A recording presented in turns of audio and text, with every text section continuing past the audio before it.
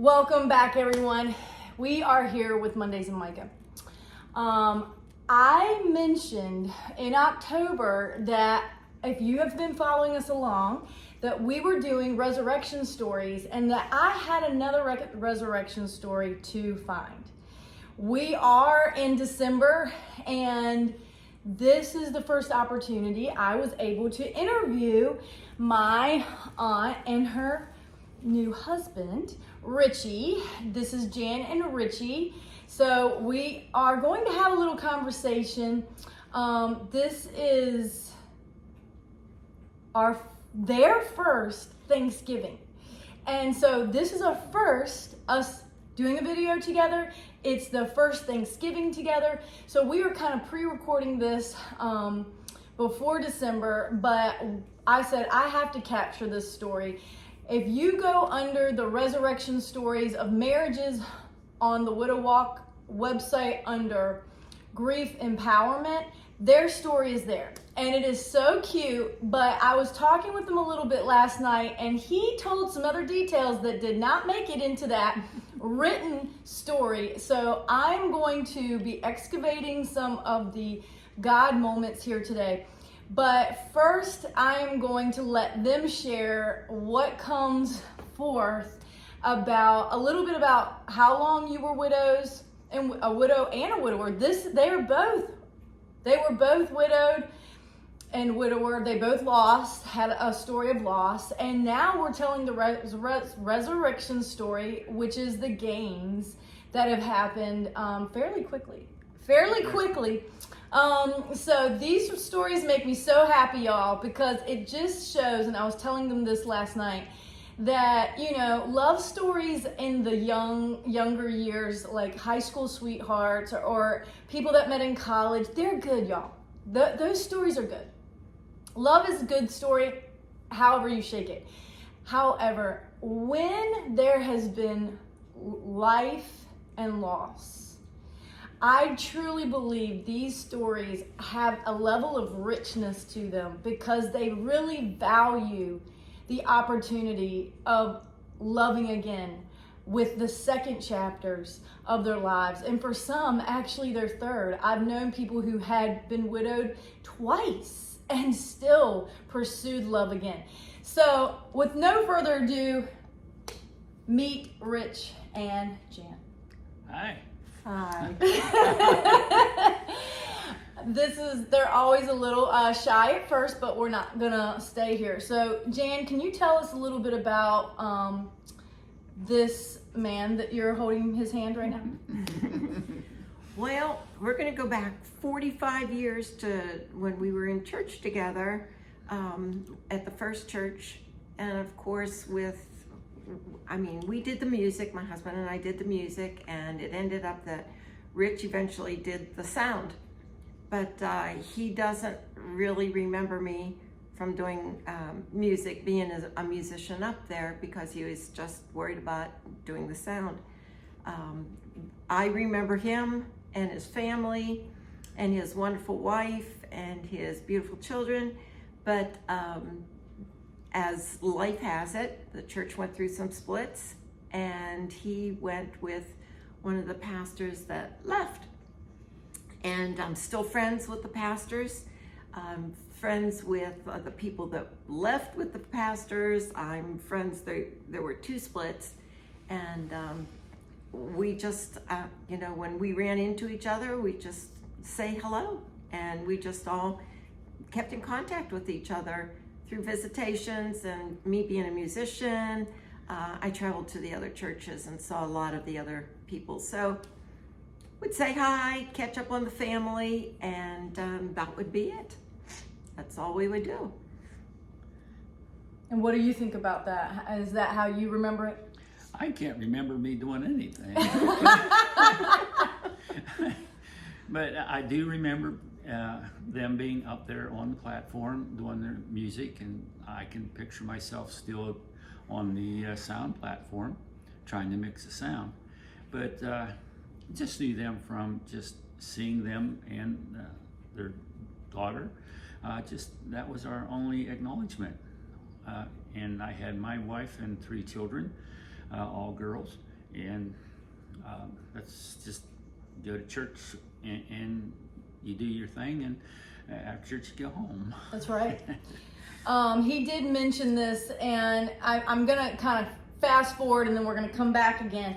But something, I got the opportunity this year to sing at 2 weddings, and the first one was for a widower, and then this one happened in August, and it was such an honor to sing the blessing. One of my favorite songs to sing, really, because it's just spirit. It was a spirit-breathed song, and it's full of scripture, and so to be able to sing that was an honor. And my aunt has her own studio, so she is a proficient strings teacher and does a lot of different music. Our family is musical on all sides, but she's still teaching today. Even in her retirement from public school orchestra, she has a private practice, if you want to call it, for her students. And she had her strings students at the wedding playing, some of them. And it was so beautiful as she was walking in and leaving. But one of the things that was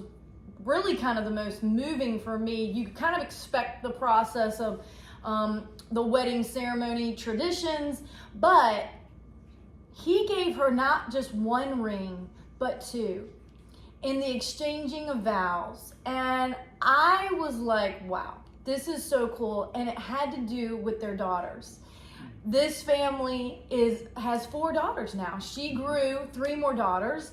And so this is a story of multiplication, y'all. This is not a story of separation. When loss happens, you feel that things are kind of breaking apart.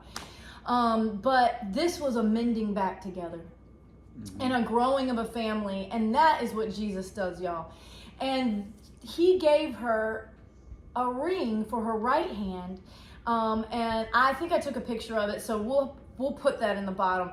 And it was made for both birthstones, and it was 2 in April and 2 in October. Was it 2 in May and 2 in October? Okay, 2 in May. And so both stones are all 4 daughters are represented in the layout of this ring. And I was like, wow, that is so beautiful and delicate, and just really, I don't know, I haven't really seen that. And so to witness and be able to participate in the after story for his glory is what I like to say. And then the acknowledgement of honoring the children in this union, I just think was so beautiful. So I just had to add that little nugget that may not have been something they share, but was very meaningful to me to witness at their ceremony, where they had over 150 people. And so it was a large time, y'all. It was a large time, and it was very jovial, and people were all so excited for them. But I want to go back now to, so 45 years has passed, and how did you lose your wife? Through cancer. Okay. Through cancer.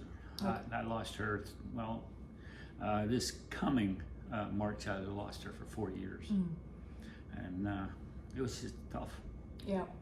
And you were the main caregiver? Yes. Yes. And what type of cancer? I can't even say that word. Okay. It was a very rare cancer that was spread throughout her whole stomach area. So he not only had to experience the humanity of walking through a major disease and the deterioration of that process, and so you were widowed for about 3 years, right? Yes. Yeah. Exactly. And so in that time, he is the groundsman at the church that he still attends. Yes. And so he's kind of a church guy. That's kind of what you do, right? That's what I do. I do a lot of things. I'm just a total maintenance man. Total maintenance. Whatever needs to be done, that's what I try to do. Awesome. Well, I talk about these maintenance men helping us with the Widow Walk on a regular basis about how widows have needs. And one of the things that my aunt, and she can tag I'm going to mention it and she can take it further, is the home that they have. There was a decision that Jan had to make. Was she going to stay or was she going to go in her husband's home? And this is something that every widow and widower really has to make a choice. And this was a modular. It's a beautiful, you would never know it was. And how many acres? 8 to 10. 8 to 10 acres. And this has been kind of in the family for how many? Ooh. The 40 to 50 years. 40 to 50 years. And so Sunny Hill Lake was, when you drove into this little place, there was an auction barn that has blown up to a huge establishment now. But when you drove in, this is my childhood memories, there was this little shop and a lake, and then there was a secondary lake in my grandma's house and then my aunt and uncle's house. And so it was this whole area that was all theirs. And so wherever I've grown up, there's always been land. And they had horses, they had four-wheelers, they call them quads. There was chickens at one time, right? And it was a fishing pond. And it was a very successful fishing pond. Mm-hmm. And so that was my first beginnings of learning how to sell things. And I remember selling Swedish fish, and they had those little, what are those little bugs? Mites? What? No, they maggots and mealworms. Mealworms, yeah, bugs. I sold bugs. And I liked it, the commerce of doing things. So I have childhood memories of that. And over the years, as my grandmother passed away, some of the land has been sold off, and part of the auction owners have taken that on, and they have not made it a sell. They don't use it for fishing anymore, but it has been taken care of. Mm-hmm. And so it has been taken to the next level and has not declined. But anyway, all that to say, one of Jan's prayers was someone who could help her with the grounds of her home. And here Richie walks right in. Yeah. So is there anything you'd like to share with that? I just have a whole big background of landscaping that I started once I got out of the Air Force. And I started with a person, and I ended up being one of the foremen for him. And I learned how to landscape, how to place shrubs, and how to prune shrubs, and so on and so forth. So that was my background right there with anti-landscaping issues. And I had, I bought a greenhouse, still boxed, and it's in my garage, in the barn, and I can just about do anything. I took care of the property, I can, help cut down the trees, haul lumber, just, clean up. I've helped clean up the property, tore down a trailer, tore down a shed, done 3 dumpsters, just cleaned up all the shrubbery around, cook, clean, throw things away. I mean, I can do it all. I can't plant. I do fake trees really well. Silk flowers, I do not kill. But anything else, I need help. And I told the Lord that, and I said, you know what, Lord, I need somebody who can help me plant something. I don't know how to do this. Mm. And now there were 3 things that you prayed. Yeah. Oh, yeah. I prayed. Well, I said when my husband passed away, I said, you know what? The Lord has provided me with a young man who helps me with the grounds and helps me with all this stuff, and he's very handy to help me with things. But I said, Lord, you've given me everything that I need. I don't need anything else. You've set me up good. I don't need a husband. I don't need help. I don't need anything. You've got me settled. I'm not looking for anybody. I don't want anybody. I'm good. you've done a good job. You've provided for me. And I said, I'm good. So then my daughter told me that I would get married again. I said, I'm not interested. No. So, but then I said, okay, Lord, if you have other plans, I don't have time. I have 2 studios. I teach. I have 2 dogs. I go out with my girlfriends. But I said, if you have other plans, I need to know somebody. I don't have time to look up anybody, to trust them, to trust their background, to know where they came from. I don't have time to do any of that stuff. I also need to know that I can trust them. They have to be a Christian. They have to have the same moral standards that I do. They have to, know how to fix things and everything like that. I'm missing one. What am I? Cowboy.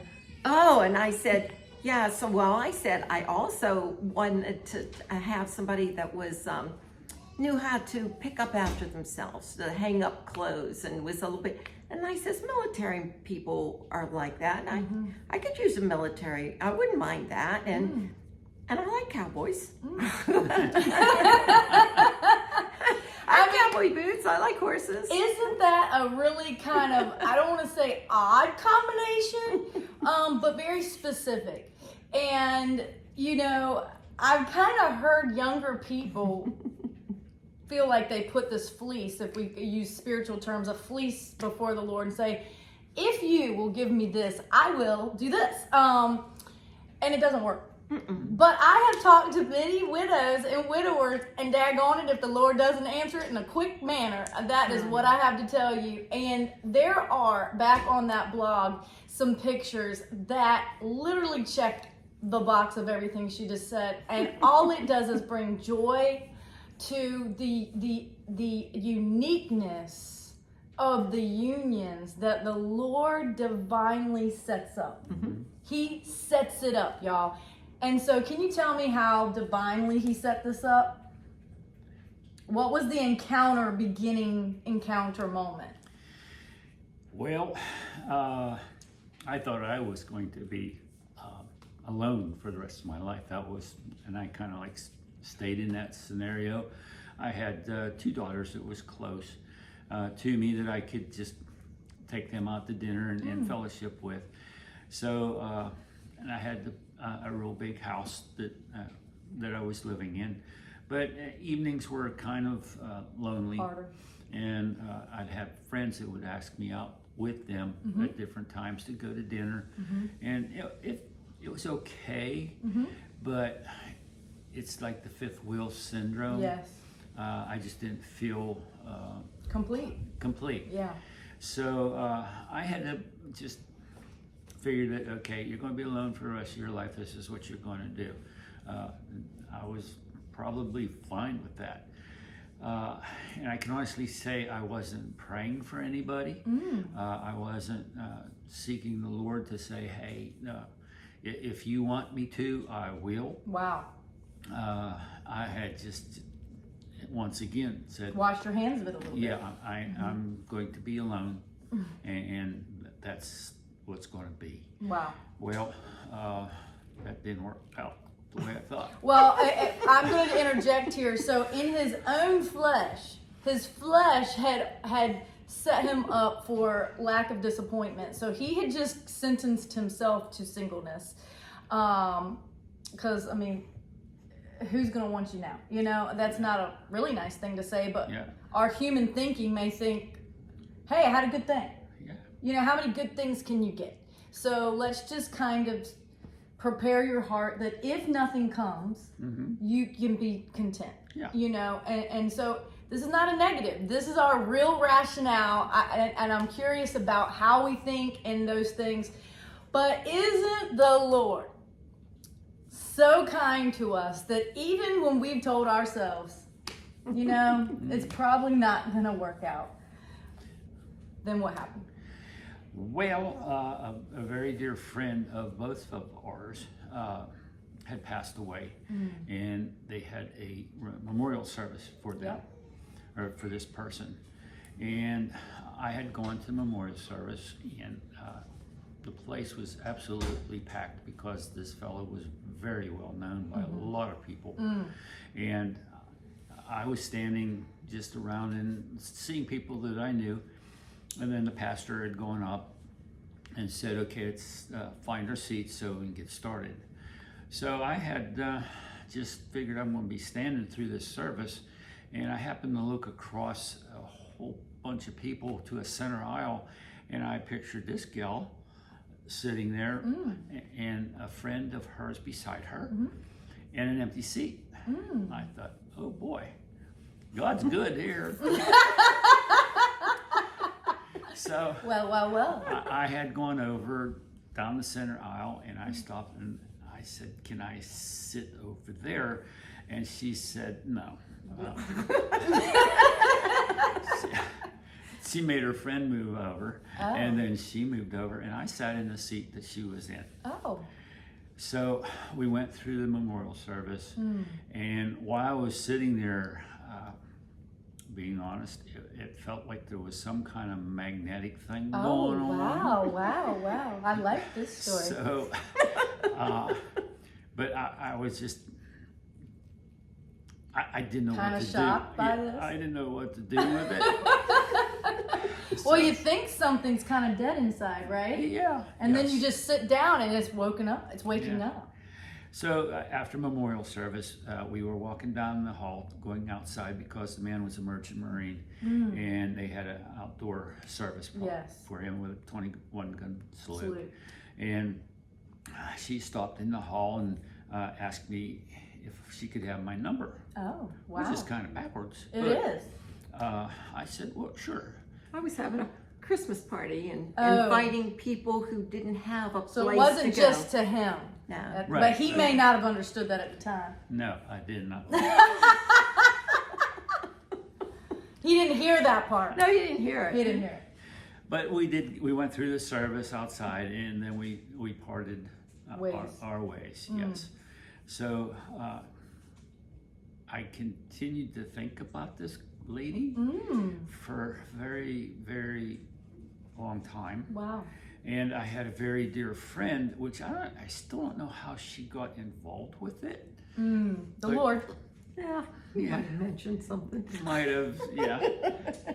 So she kept on pushing me to call Jan. So I said, her name was Cindy. I said, Cindy, I really don't know how to do this. And she said, well, just call her and make small talk. I said, I'm not a talker. So time went on, and later on, a dear friend again just egged me on. You got to call her. I mean, she was very stern about it. Wow. So, did you know she was being stern? I didn't know anything. Oh, okay. See, folks?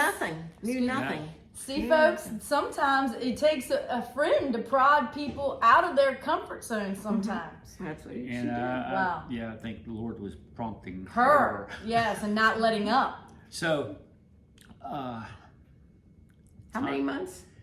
well, it was October, and I didn't get in touch with you until February. Okay. That's a little longer than it probably needed to be, but hey, we're telling the real facts here, and if this is what it took for him to muster up calling her, then, the Lord will do what he has to do to get you to do what he's asking you to. Yes. And the morning that I finally got enough of courage to, I was going to give her a text. I grabbed my telephone, I went into my living room, and I sat down in the recliner, and I was just getting ready to push a text to her. And I just stopped and I looked up to heaven and I said, if this is you, make it work. If not, close the door, because I don't want to be hurt and I don't want to hurt her. So after the prayer, I sent her a text. I said, may I call you? And she texted back and said, yes, but would you please wait till tomorrow? Because I was at a church function. Yeah. So of course, you finally get brave enough to do it, and it's like, yes, but no. Yes. And that's kind of a little deflating. Yes. So all that courage that I had built up just went, yeah. Washed away, washed away. But I did call the next morning, Wow. and I was a half hour late, and I've been scolded about Since then. And he's a military man. They never do such a thing. It's his nerves. Yeah. So, isn't this the humanity, y'all? And so, how old are you? Right now? Yes, sir. I'm 76. 76. So, and this was February of this year. Yes. Yes. So it's and you were 76 then? Yes. Okay. So in his 76th year, you can still have the courage to pursue love, y'all. I have to put this out. I am not a matchmaker. I don't desire to be a matchmaker, but love wins, y'all. And these kind of stories just get me giddy inside to see the human exchange, the experience of, like he said, the tenderness in his own heart to even share that. Another story, y'all, of he took a moment to say, Lord, he handed it over, basically. And that's hard in the human experience to do, because there's times that we hand things over and we're still hurt. We're still hurt by the human experience. And after loss, it is really vulnerable. It is a very vulnerable heart space to be in.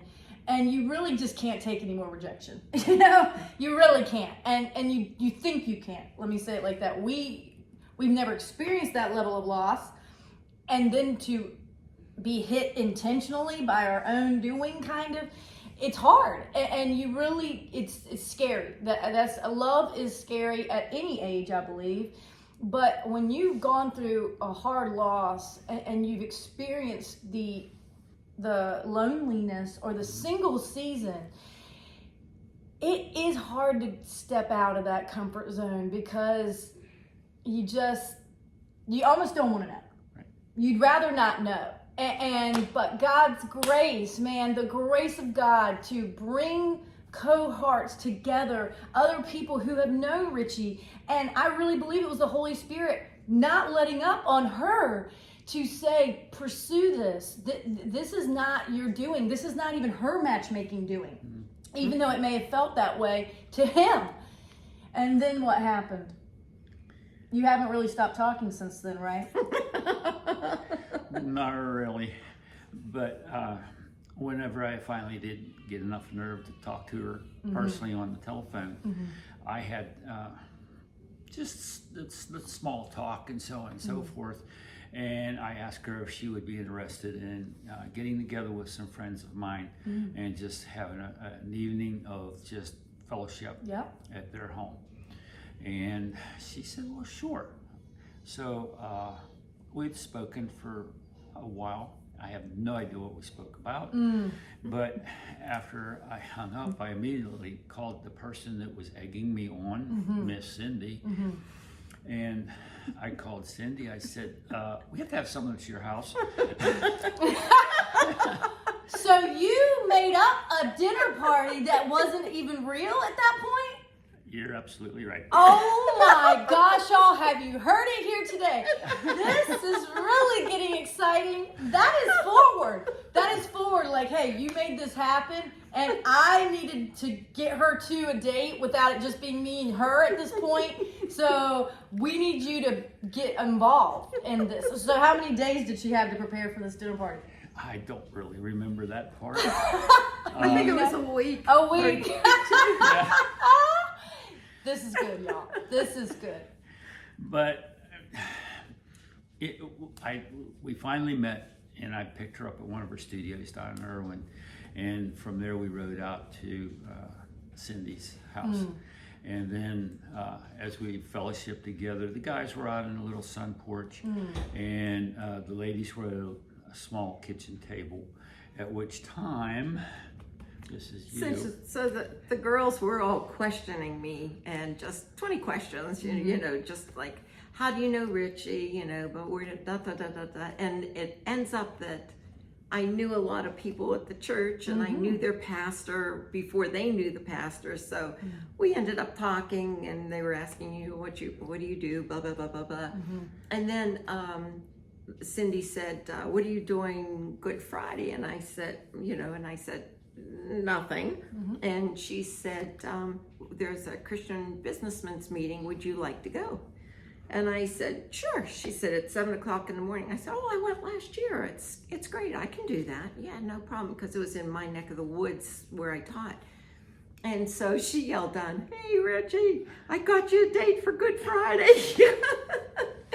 So the fact that at his church, they have a passion play. And so he said, would you like to go to the passion play too? And I said, sure.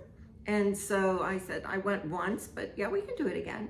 I'll do it again. And so he made arrangements. He said, I happen to know somebody, since he's on staff there, he could get us in. Yes. So it's sold out, but he got away in. Yeah.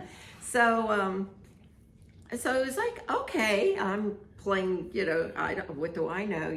I'm just the dumb person going along with everything. Gullible. Yeah. So in the meantime, he had taken me over, and we had met his daughter and her husband, and it was funny because he says, oh, she'll remember you. But it was like, oh my gosh, she was how old when you left, So she didn't remember. So, well, we went up, and my husband had taught music at the church.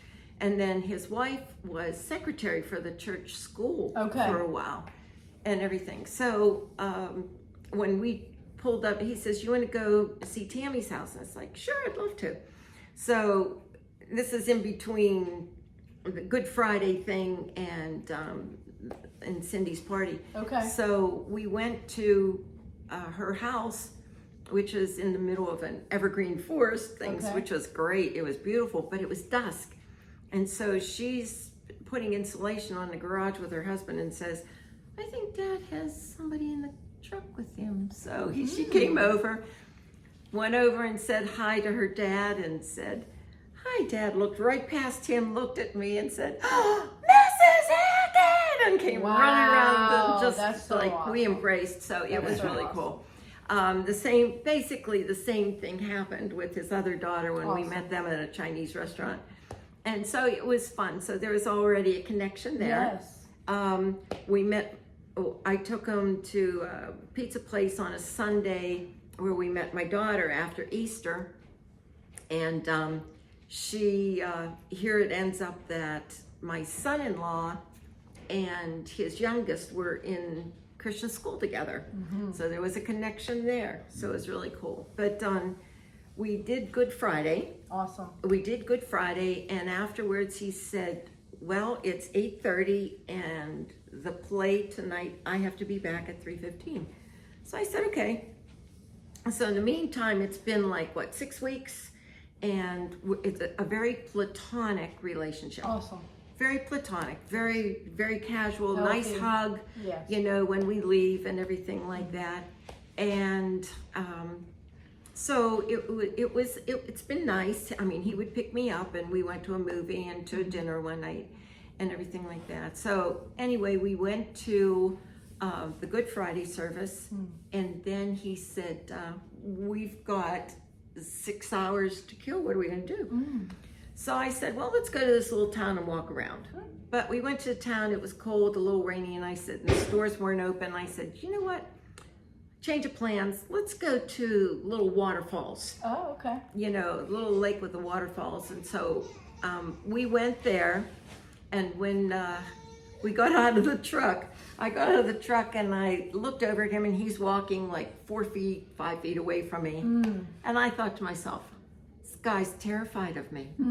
He's scared to death. And so I just went over to him and I just latched my arm inside his like that. And he never let go. And so even though he said that he felt a connection at that first meeting, he still could not make any moves, y'all. He still was not making the moves. But Jan, after the platonic season of months, and I do think that we're not knocking Richie here, because ultimately, I think, for trust to build. Yep. That he was not pursuing something physical to start this relationship. Correct. It was a healthy relationship about building a relationship, and that was the least important quality or part of the relationship. So I am happy to hear that again, that we won't take it any further, but we'll leave it there. So as you can see, this, and you're 69. Okay. So I'm telling y'all ages because I need those of you who have told yourself, I'm too old. I'm not going to speak for what their thoughts said, but I've heard it said. Who would want me now? I'm not in the prime of my life, if you want to call it, and all of these limited beliefs that we tell ourselves to kind of sabotage our own story. And God intervenes with people in our life to reconnect and take their life to the next level. And I'm thankful that since high school, I've heard these kind of stories. And I really think that the Lord has allowed me to hear these older remarriages, and they're awesome. They're so happy. They're so like giddy, and they're like, I feel like a little schoolgirl again. And I hear them say this, and I'm like, praise God, because it's the joy of the Lord just flowing out, and that's what love does. That is what love does, y'all. And it doesn't matter if you're shy. It doesn't matter if you're, hey, yeah, I'm cool. And he told me on the way here, on their drive here, that he started his adventure on August 3rd. Was that? How did you say it? It was an adventure I undertook. He undertook. He had kind of stepped into it, but he fully stepped in on August 3rd. And here he's basically signed himself up for any and all shenanigans that Jan wants to get him involved in. Yes. So that's the way I'm going to say it, is that she's a shenanigan kind of girl. And so cowboys, they better buckle up, because this is for the ride of his life. And, so he has the gear, but he just needed that, woman to finish out this movie of a story that they have. So do you have any final words to encourage the listeners and thinking about the holiday? You know what? I'm telling him about the engagement, when he was thinking about that engagement ring. Okay, let's finish up. This is a little bit longer video, but I want to hear it, and I hope you have enjoyed this. And you can press pause and play and pick it back up as many times as you need to. But can you finish with the engagement? Well, it was very, very quick. The pastor does take us on a trip after the Passion Play is over, because everybody has extended themselves so far throughout that week, and even prior to that, to get ready for it. And while I was out there, I naturally called Jan and texted her, and we prayed he called every night around 9 o'clock, and we would pray together. We talked for about an hour, sometimes 2 hours. Wow. And he said he wasn't a talker, but all of a sudden 1 to 2 hours a night now. Yeah. And he'd always end with a prayer, and I was very blessed by that. Awesome. So while I was out there and talking to her, I picked up my phone, and then I started looking into engagement rings. It wasn't this very long, and I'm thinking, here we go again. Am I stepping too quickly into this situation? So whenever we got back home, she was busy on, it was a Friday? Thursday, teaching. A Thursday, and I had gone out to the mall, and I went in to buy a ring.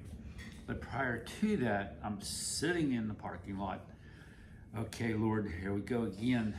I need to know if I'm doing the right thing. So I got my head bowed, and I'm praying, and so on and so forth, and I just needed a sign. I needed a sign to know that I wanted this gal in my life. So I finished my prayer and I picked up my eyes and I looked. There's a rainbow. It wasn't even raining. Y'all, Get you that know one. how I feel about this stuff. I mean, it was just like, okay. That's clear and Yeah. quick. Yes. So I went in, got the ring, and the next day? The next day, she stopped over at my house. I had hidden the ring nicely in the recliner where it was a little pouch, and I had her sit down on the recliner, and I had her close her eyes, and she had no clue what I was up to. She thought maybe I brought something back from the trip for her. And while her eyes were closed, I pulled out the ring in the cute little box, and I opened it up, and I said, "You can open your eyes now." And she did, and she looked at me first, and she looked down, and she had this look of like, what? And I asked her, I said, "Would you marry me someday?" So the answer was Yes. Yes, someday became August 3rd. yes, yes. And it was so awesome. I mean, this whole story has just been, and I hope it's enlightenment to other people. It's God inspired. Yeah. That's it. Even to the point that we were going to Chinese restaurants and pulling our little fortunes out of the cookie. It matched right up. Yours, pennies from heaven will fall on your doorstep. Don't wait too long for what you need to do today. I mean, it was like incredible little things that I The think Lord God is creative. God puts blessings in there Yes. for us. We don't look at them as fortunes. That's right. We look them as little blessings from God. That's it. Yes. Trying to get our attention. That's it. And he will use whatever means necessary to do that. And I love the wonder of creation where it speaks to us. Again, he took a moment to pause. He did not lead in his own understanding, even though what I'm going to speak out and say is the sitting at the sitting on the pew that day, he pretty much was already decided in his heart he would probably marry her then.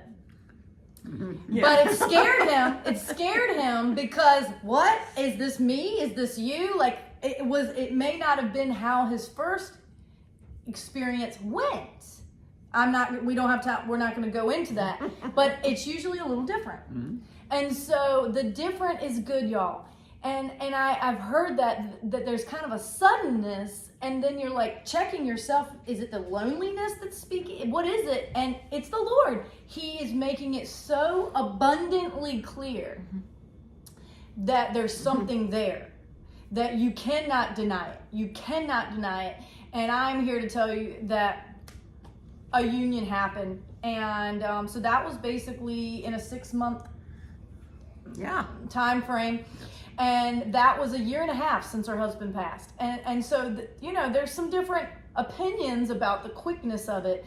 But what I'm here to say is, I know when my parents got married in the 70s, they would say, when you know, you know.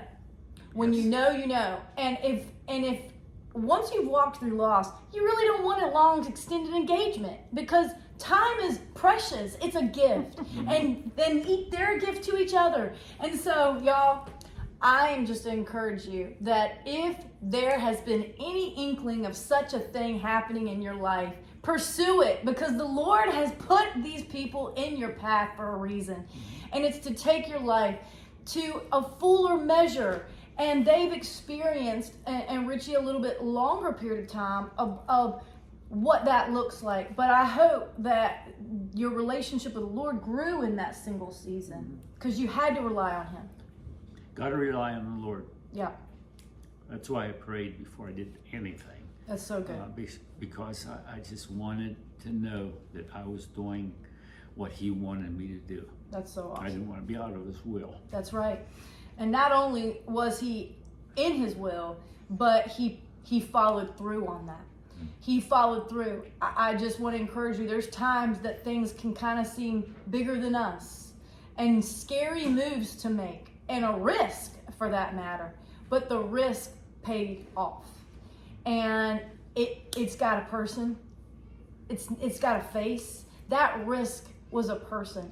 And not only that, they are believers and they have history and all those things that was part of Jan's heart too, that they knew things about each other that they didn't have to explain to each other. It's just understood, and principle of his relationship with the Lord that he has in place, that she didn't have to mommy him, for lack of a better way to say, like, hey, let's pray together. She didn't have to prod him to do those things. He did them because of his relationship with the Lord. So that's what a mature man and woman can do, and that is a beautiful thing. So I hope you have enjoyed this second chapter, resurrection story.